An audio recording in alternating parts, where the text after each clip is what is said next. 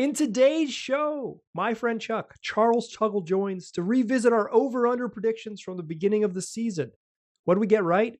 What did we get way wrong as the Blazers have just passed the midpoint of the season? Welcome to Locked On Blazers. Let's get into it.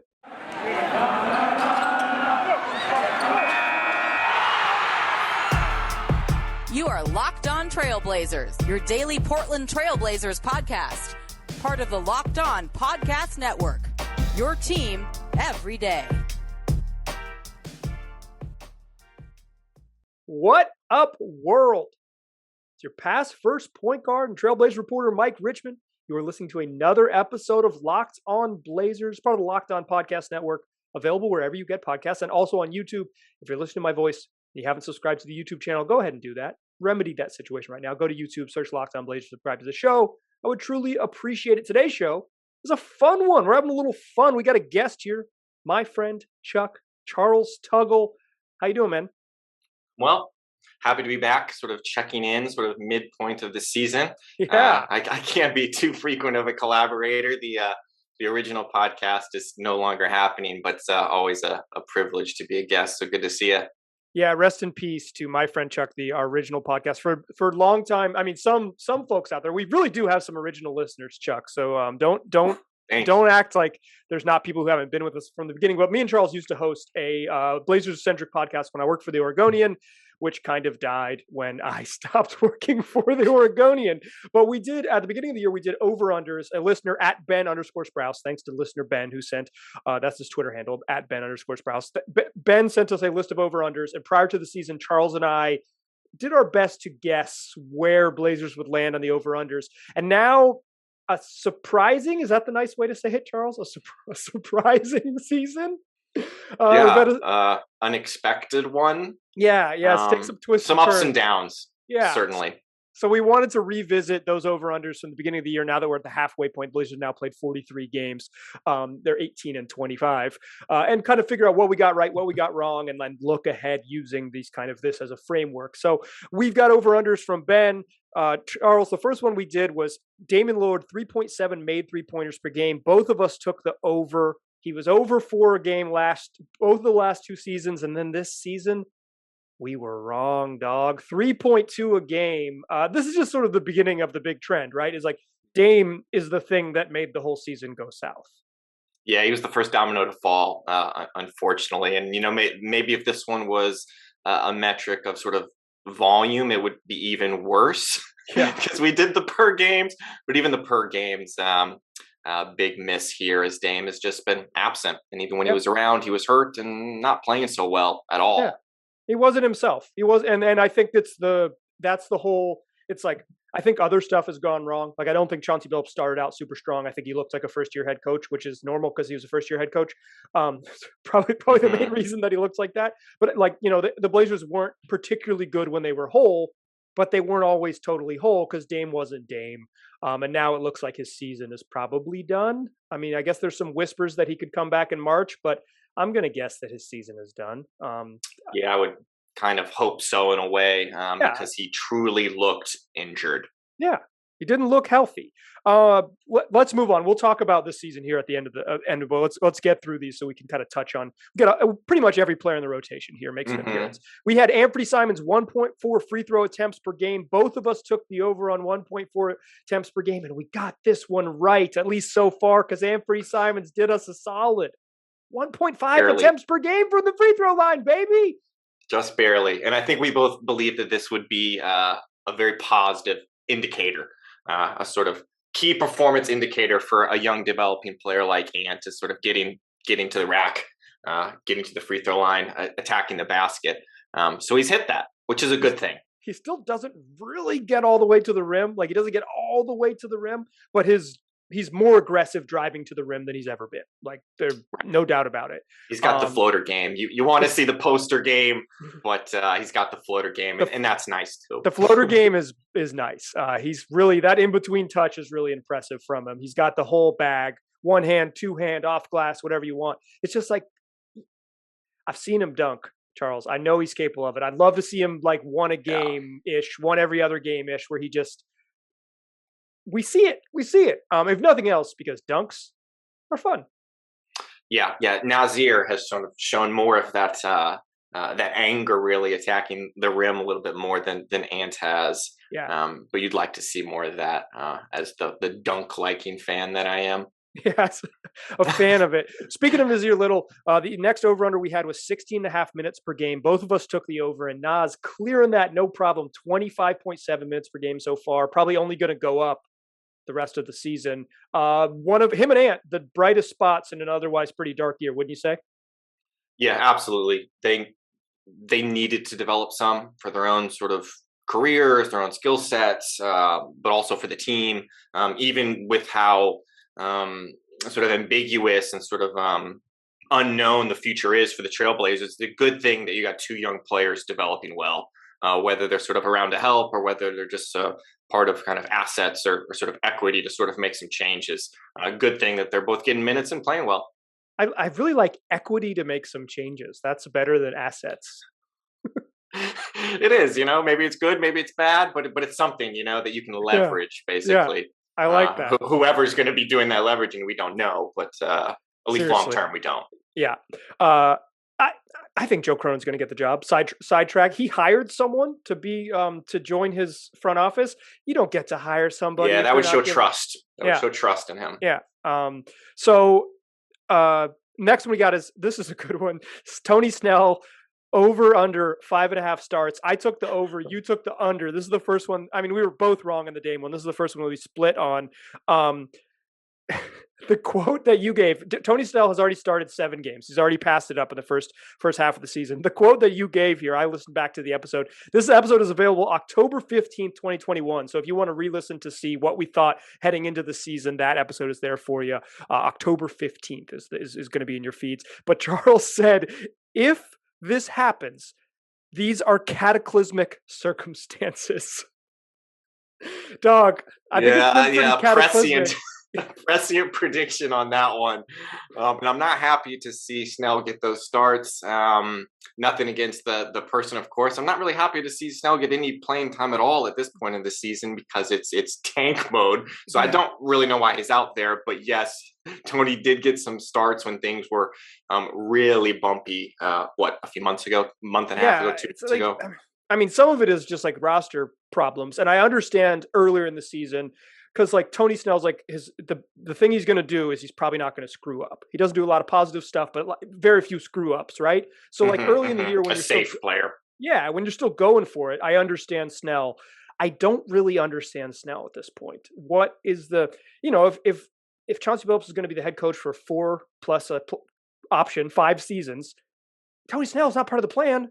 Find out if any of these other young dudes are part of the plan, specifically Greg Brown. We'll talk about him in a moment in the next segment. Here's one that I'm really surprised on. Jusuf Nurkic. Over-under was set at 3.5 assists per game. Previous season, he averaged 3.4 assists per game. We both pounded the over, and he's under by a lot. Like, he's probably not going to catch this number. 2.7 assists per game so far for Nurk. I would regard this as pretty damn surprising. Yeah. I think I and many other fans were curious about many things with the new sort of Billups era, one of which was sort of what's going to happen with Nurkic. How is he going to be used? Is he going to be used differently?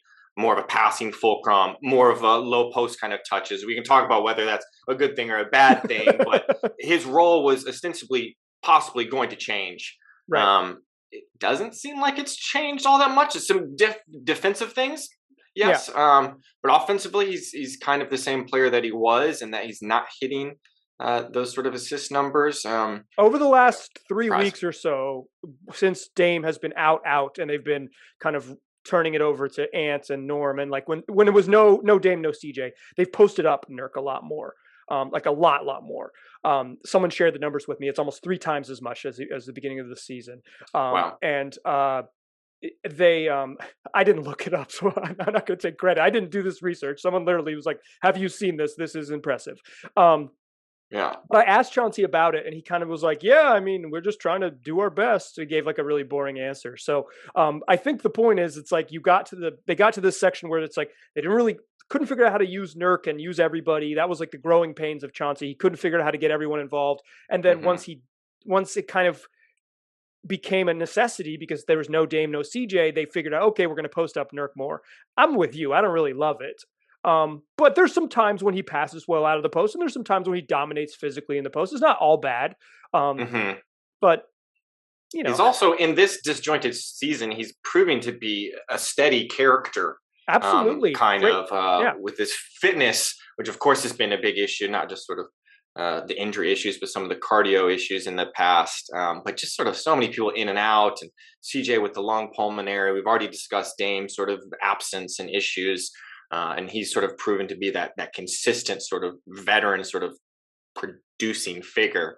It's just not at the sort of assist level that I would have thought. Yeah, the playmaking never got there. The rest of Nurk's just being a steady presence, which is all you could have really asked for Nurk at the beginning of the year, was to be reliable. And I think, if nothing else, warts and all, Jusuf Nurkic has been reliable this season. So respect to Nurk. And an otherwise year where maybe a younger Nurk would have said, F this. He's stayed with it, and he's been good. He has his limitations, and we see them from night to night. Let's come back in the second segment. We've got more over-unders, more guys to talk about, some end-of-the-bench characters, some CJ McCollum action. We'll talk about all that in the second segment. But first, let me tell you about Prize Picks. It's daily fantasy made easy. It's a DFS prop operator better than all the other DFS prop operators. Here's how it works.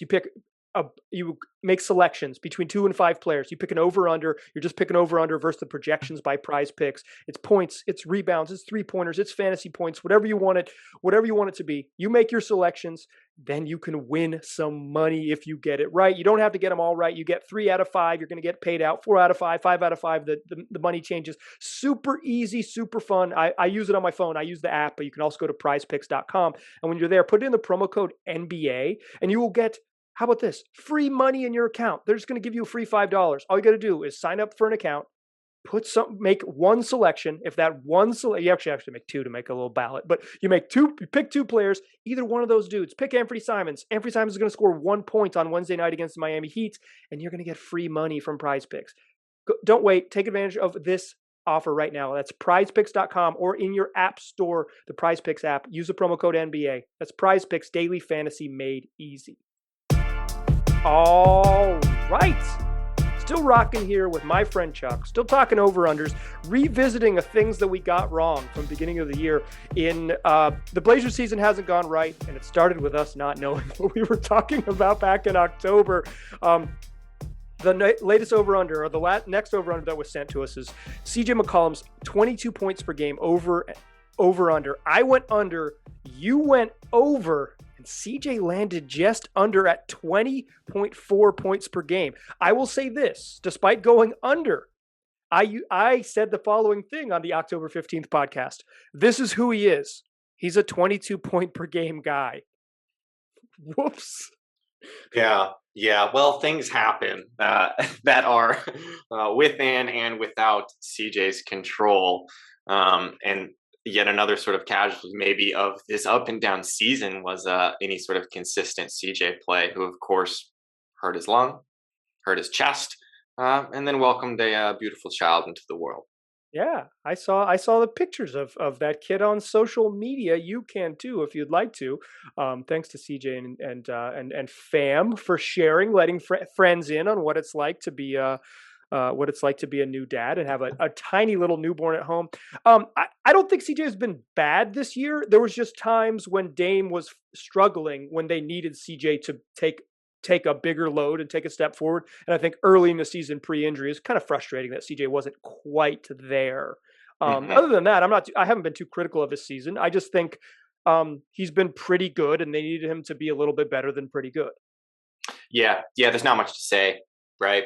Yeah, it's difficult to sort of almost like an incomplete really on CJ's season, and just his status with the franchise is so wishy-washy right now, even for fans that are like, love him, hate him, don't care, want him to stay, want him to go, want him to get out of here as quick as possible. It's kind of all over the place. So he's an interesting figure, I think, in sort of Blazers kind of atmosphere right now. Yeah. I mean, if you had to pick now, let's just assume he's on the roster for the end of the season. Would you think that 20.4 goes up to 22, or would you change to the under now? I'd probably switch the under now, but I mean, he's back and healthy, and I know you just read that quote, which is proved not to be correct, but it's pretty close to being true, I think. 21 a game, 22.2, 23.1 over his last 3 seasons prior to this one. So that's right in the range. Credit to Ben Sprouse for hooking it up with a good line that confounded us and continues to confound us now. The next line we got is CJ Ellaby over under total 7.5 steals for the season. I went over, you went under. CJ Ellaby he plays regularly and he has 10 steals. That's not what I was expecting nor hoping for, if I'm honest. Yeah, this is the cataclysmic thing again. It's like if he had played spot minutes, I think 7 would have been right up against it, but he plays every night and he's he's not like this elite defender, but he has pretty good defensive instincts, and he's getting in the passing lanes. He's making it happen. I don't think this is like a telling stat, so we can move on. But like CJ, the telling stat is the volume. CJ Ellaby has played a bunch of games. Greg Brown the third, 21.5 games played over under. We both hit the over. He's at 17 right now. He's gonna hit the over. We're going to be right about this one. Phew, we've been wrong about a bunch in a row. This is a quote from you from October 15th. I think this guy has the raw potential you have to test out. Still true. Yeah. And it's this, in this case, it's not such a bad thing. Yeah. That he is giving these moments. Again, for the organization, it's always good to gather that information of like, is this guy all right or not? Is he worth committing money to? Is he worth committing sort of time on the court to? And maybe they still haven't learned those those answers. But he's going to get more time to play, I think, kind of hopefully as the season goes on. And but maybe just not large stretches. So how much can you learn in those quick sort of moments, sort of junk time? I think it's difficult to consider that sort of kind of tantamount to real playing experience. 100% agree. It's getting in the final 9 minutes of a game that doesn't matter is not the same as checking in with 8 minutes left in the second quarter and being like, hey, we need you to be good. Like, you're only going to play 6 minutes, but we need good 6 minutes from you. I would just like to see Tony Snell's minutes be Greg Brown's minutes. That's all. That's pretty simple. Yeah. I don't think it's going to happen, but maybe the roster will change, and maybe the goals of the roster will change very specifically, where it's like, hey, let's get Greg Brown 18 minutes every night, and they'll figure it out. But for now, it looks like it's not going to happen. Our next over-under, Trendon Watford, 10.5 games played. Over-under, you went under, I went over, and I said I'm really nervous about it, and you said I don't know much about this young gentleman. He's played 17 games so far, and he's like basically part of the nightly rotation. He's fine. Like I like his defensive instincts. I think he can pass a little bit. He's not like a really good NBA player yet, but I would call myself intrigued by Trendon Watford so far. Yeah, and the team's kind of needed him. Yeah, as they were 100%. short some bigs for a little while there. Zeller was out as well. So the team has needed him to step up, and he's been there. He's legitimately their backup center right now. He is present. There's something to be said about that. Again, how much does it matter for the Blazers' career or future? I'm not so sure, but he's playing and he's stepping up. Good for him. Yeah, I mean, there's some nights where he's unnoticeable. There's some nights where it's like 1 negative and 2 positives, and then there's 4 negatives and a positive. But it's mixed bag. He's a young guy, but like you said, he's playing and they need him. Here's a quick one: Marquise Chris over under half game played. We both picked the under and said Dennis Smith Jr. was going to make the team, and Dennis Smith Jr. indeed made the team. Marquise Chris plays for the Dallas Mavericks. Okay, so yeah, he's still getting shots somewhere. Yeah, he's good for him. I think more and more franchises are probably learning that that's not worth it, but good for him. Yeah, so they signed him and they waived Willie Cauley Stein. I will say this: either one of those dudes would be a good backup center for the Portland Trailblazers right now. Sure, those guys have always looked like they could be NBA players, but they've both had a hard time sort of finding sticking. Exactly, that roster spot. Exactly. All right, let's come back in the third segment, close out the show. More of these. We'll talk a little about the direction of the Blazers, what Charles wants to see from his beloved Pinwheels. Before we do that, let's talk about BetOnline.ag, the fastest and easiest way to bet on all your sports action, whatever that action is.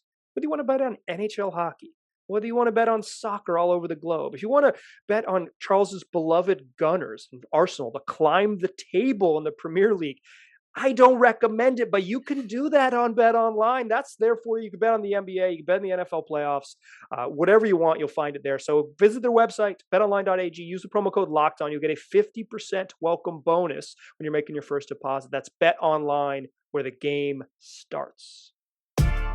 Still a pass first point guard. Still Mike Richmond. Still listen to Locked On Blazers. Still chatting here with Charles Tuggle, my friend Chuck. We're doing over-unders. We're finding out what we got wrong. The next one is Larry Nance Jr. Over-under 0.9 steals per game. We both hit the over, and Larry Nance creeped up in there 1.0 steals per game, according to Basketball Reference. You said on October 15th, Charles, I like this guy a lot. I think he's really going to help improve the Blazers' defense. Yeah, well, some situations are hopeless, perhaps, is what you want to learn. And sometimes you got to pack it in and move on. I got to say, I've been very underwhelmed with Larry Nance. Me too. I thought he was going to be better. Context does matter, right? The situation you're in, the environment in which you're in is going to go some way to sort of, hurting you or helping you in anything. And yet still, if you can ball, you can ball. And I think that's going to sort of shine through. And I feel like watching him earlier in the year, not to talk defense, but to talk offense, I think I overrated him as a passer. I thought that he was a pretty solid passer and sort of play out of those sort of those reads well enough. I don't really think he has the vision, and it's always like, it's kind of like Myers-Leonard type stuff where it's like a half second too slow in the decision making. So I don't know if I wasn't watching them close enough, and he was in Cleveland, so I'll give myself some credit that I wasn't watching tons of Cavs ball. But a bit underwhelmed with Larry Nance. Yeah, I thought Larry Nance was going to be way better. Some of it is, I think he's a weird fit with Jusuf Nurkic, which it is what it is, but he played some backup five by himself, and he was better in those minutes, but he still wasn't like really good to the point where you're like, okay, this is the solution. I thought he was going to be better. I thought he was going to be better on defense. I in general, I don't think he's been bad, but he has not met my expectations, which were admittedly high. He's kind of been decent to fine, and their defense he was supposed to be the upgrade on defense, and they're as bad, if not worse, than they were a season ago. So, whoops. Yep. Hard to see him even sort of making a big impact on a very competitive team's roster. Actually, how I'm like looking at his skills now and everything, I'm like, wow, really great. Him. Yeah, really great team that's trying to win a chip. I don't know if it's always sneaking into the rotation. Honestly, I think you just have some serious questions about some of that defense or what he can do without the ball. On the offensive end. Yeah, that part I worry about. I probably haven't gone as far as you on Larry Nance, but yeah, the offense worries me. The shooting and the way people don't guard him from the perimeter makes him like have to play five. But even then, the handoff stuff, if you don't get pressure defense to kind of work in behind, it becomes hard to. I don't know. To me, his offense has been more disappointing than anything else. So I'm with you there. I'm a believer, though, that if he had better teammates or if teammates that fit him better, he could help. But I'm not 100% sure what that is, because he played with some really good offensive guards, and I don't know, maybe exactly. Yeah. So I'm with you. Maybe you've convinced me, but I'm probably not that far along. Norman Powell over under 40.5% from three. We both took the under, and we were pretty hesitant. In fact, you said that you would have probably taken the over at 39.5, and right here. Norman Powell, as of right now, 39.9% from three, just under 40%. He's 75 of 188 from three. We're literally talking about one make. If he's one make, he's shooting 40.4% from three. So one make, he's exactly at the line, but he's one miss. So he'd be at 40. He'd be at 40.4.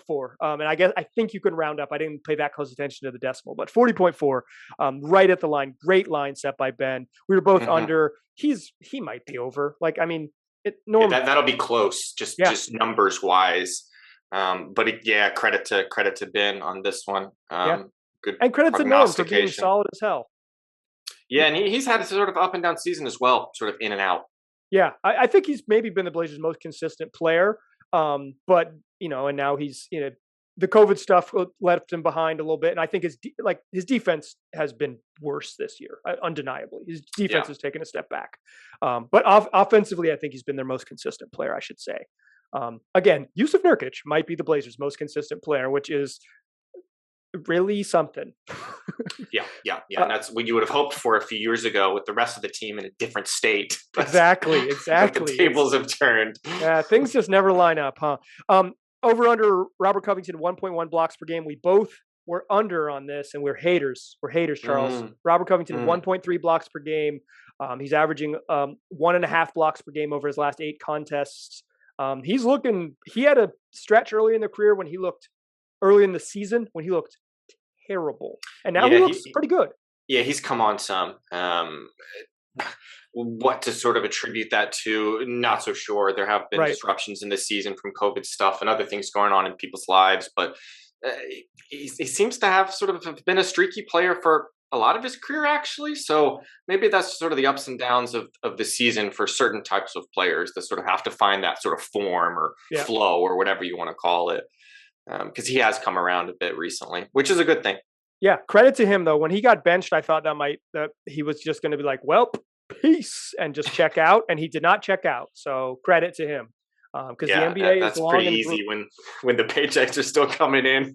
To be like, yeah, you don't want me to start? That's fine. I'm not going to douche. Over under 49.5 games played for Ben Mclemore. We both hit the under. He's played 26 games this season, and we're past the halfway mark. He's also appeared in 21 straight games when he's available. He is going to, if he's a Blazer, he is going to soar past this number, Charles. And you said back in October, I'm going under, but I got no idea. Totally fair. This was a hard one to guess, and obviously injuries have changed the calculation completely. Right. And in moments he's looked good. He can for his role, right? Yep, right. For what's been asked of him. And that's always been the question through his career, really, is sort of filling out that role a bit. So again, maybe not a great case with the Blazers sort of team success or lack thereof this year, but he's carving himself out some space. So good on him. He's still got a beautiful jump shot. I was going to say Ben Mclemore is a classic case of like, he's only good at one thing, but it's a great thing to be good at. If you were to pick one thing, shooting 3-pointers, high on the list. If you're going to have one NBA skill, being 6'5" with a ratchet, dude can really shoot it. And when he gets hot, he's that's 6'10" with a ratchet. Shout out to Chandler Parsons. But if you, he shoots almost every time he gets the ball because he's damn good at it. So it's like, what's going to happen when Ben McLemore's in the game. He's going to get him up, and often, about 47% of the time, they've been going in. Over under Cody Zeller, 6.5 points per game. We both hit the over. Cody Zeller, 5.2. He's the under. I said, I think he's an 8-8 guy off the bench. I was way wrong. Cody Zeller has not been close to that. Not been close to that. 8-8's looking awfully nice at this point of this season, if that's what his numbers were. 8-8 would feel incredible. Pretty. Oh my God. 8-8 never been better. It's like Cody Zeller out with a knee injury, fractured kneecap. It bopped his nose before the season even started, right? Yeah, exactly. Bopped his nose. He was on the COVID list. He has a cracked bone in his kneecap and his patella tendon or patella, whatever. He's been oft injured, and this is another oft injured situation. And even when he's been on the court, he has been worse than. I was a big Zeller believer at the beginning of the year, and he has not been that good. Also, he's a minimum backup center, so it's not that detrimental. It's not as detrimental as other guys struggling, but he just hasn't been. He hasn't been there. No, injuries hurt him.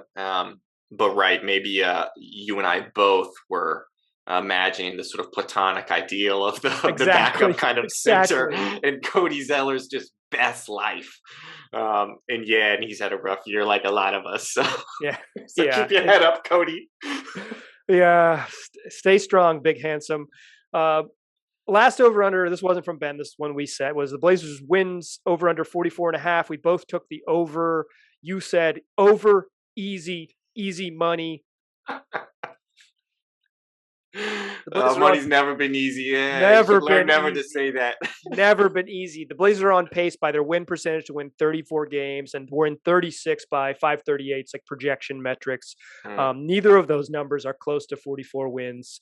We were wrong about that one. So I want to ask you, Charles, now that the Blazers are 18-25, what the hell do you want them to do? And how do you sort of square fandom with a team that you would, a couple weeks ago, probably like to see win all their games, and now maybe not so much?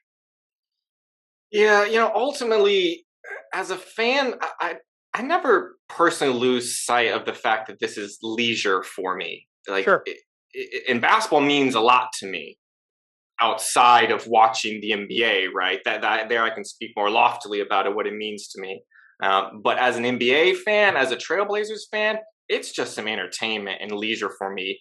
And I think fans should have certain expectations to sort of meet that sort of demand or requirement. So sort of for your energy and time and engagement. And one of those is probably like playing hard.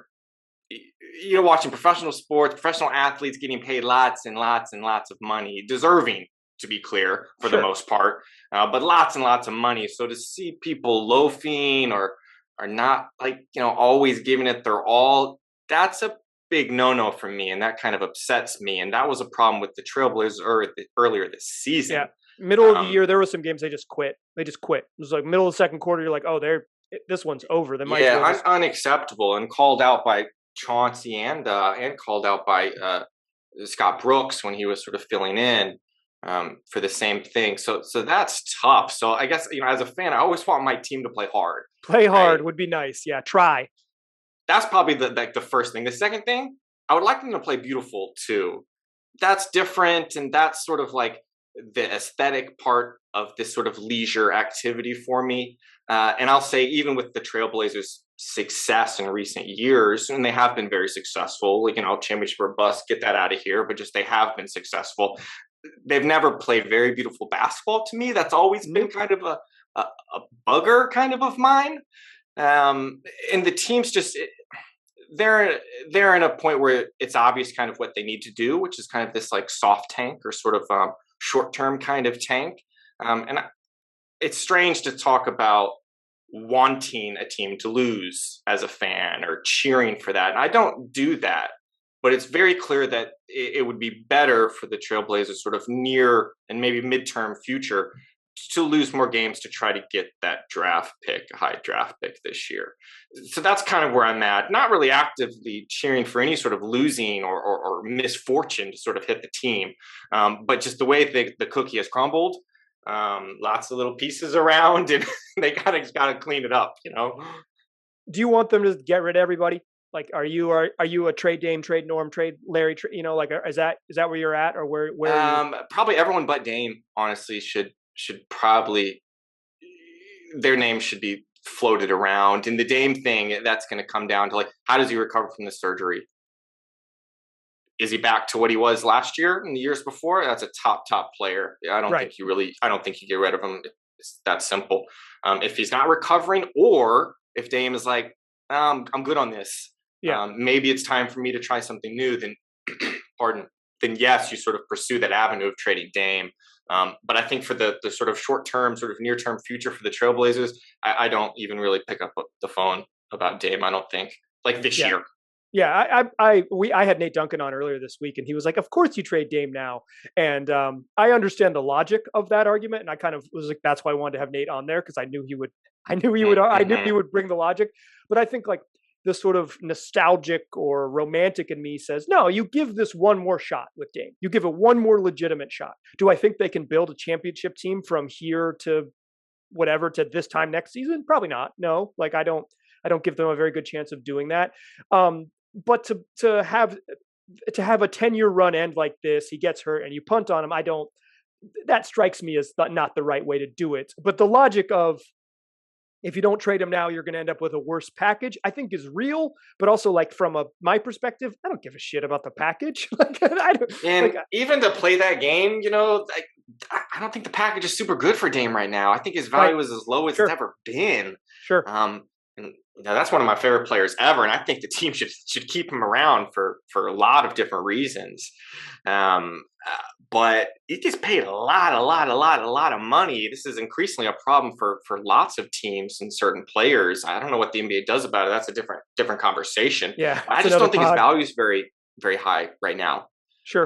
So trade him, get him out here as quick as possible. I don't think you're going to get a return, or you're not going to be happy with what other teams are telling you. You're going to get Ben Simmons. You're going to get, it's like, and why are you going to be happy with Ben Simmons? And I don't think a Dame for Ben Simmons, that doesn't seem super palatable to me. Although, who knows what the package will be in the future? Maybe I'll be like, damn, Ben Simmons is pretty good. The way I look at that 8-8 for Cody Zeller, damn, 8-8 looks pretty good.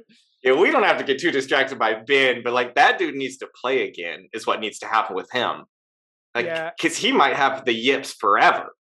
Yeah. You know what I mean? I need to see him on a court again. If I'm thinking about trading for him, I'm he's got to suit up for a few games. Is he just psychologically washed? I'm sorry, I can go on and on about that. Yeah, it's been such a consistent storyline. Ugh.